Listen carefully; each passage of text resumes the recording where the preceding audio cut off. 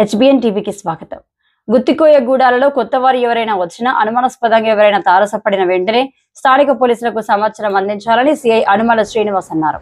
ములుగు జిల్లా ఎస్పీ శబరీష్ ఆదేశాల మేరకు శనివారం రోజున ఏటూరు నాగారం సిఐ అనుమల శ్రీనివాస్, ఎస్ఐ తాజుద్దీన్ మండల పరిధిలోని గంటకుంట, కొమరంభీం నగర్, గుత్తికోయగూడలలో మహిళలకు చీరలు, పిల్లలకు దుస్తులు అందజేశారు.